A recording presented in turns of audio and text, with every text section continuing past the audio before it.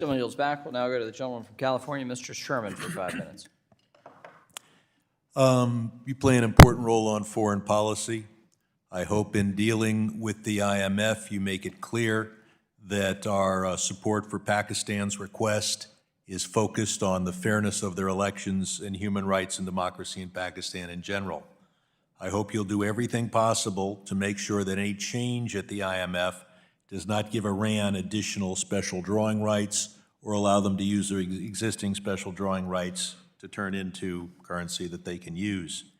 And finally, I hope that we see sanctions against the individuals Human Rights Watch has identified with the Amhara regional forces in northern Ethiopia, and that you'll focus on Eritrea's terrorizing of the Tigray region of Ethiopia.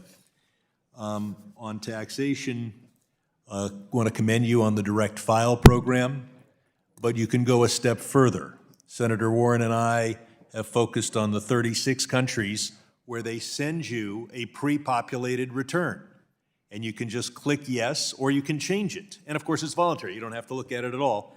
And I look forward to the day when the vast majority of taxpayers can just click yes, or maybe add the name of a newborn child and be done with their tax return.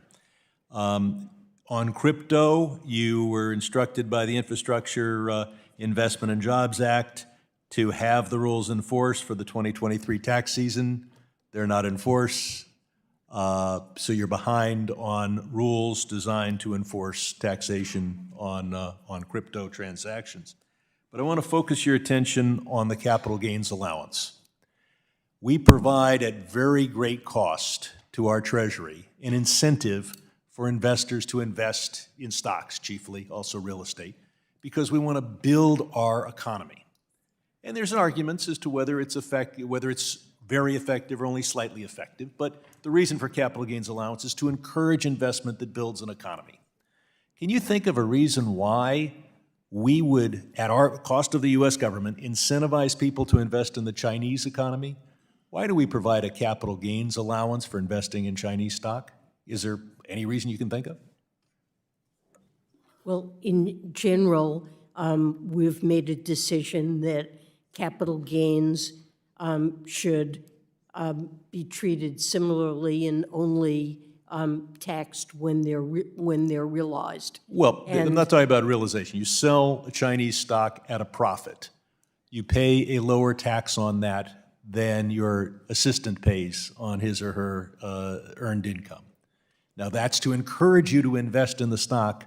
Why do we want to, is there a national purpose in encouraging Americans to invest in Chinese equities that you're aware of? Because I'm not.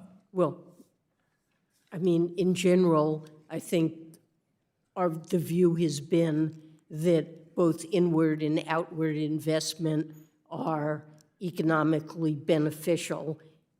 There certainly I'll want to move on to another issue, but encouraging the building of the Chinese economy is not thought by most members of Congress to be a good use of federal funds. On bank regulation, there's no easy answer. If our standards are too low, we could see the need for bailouts as we did in 2008, which not only shakes the economy, it shakes the social fabric of our society. But if those standards are too high, we lose economic growth and we move money away from banks, which do an inadequate job of lending to small businesses in our districts, over to Wall Street, where they don't even, for the most part, pretend to do the job of investing in small businesses in our districts. We have the possible designation of SIFIs. When I was here and we crafted that definition, the thinking was some companies have such liabilities that if they go bankrupt, it destroys the whole economy. Is there a reason why you're focused on identifying as SIFIs entities that don't have substantial liabilities, such as mutual funds and money managers? I'm sorry, we're certainly focused on the entire financial system. FSOC is not only on banks. Right, but is your why would you designate an entity that doesn't have substantial liabilities. We would only designate an entity if IFSOC determined that its material distress would pose a severe threat to the financial stability of the United States. Thank you very much.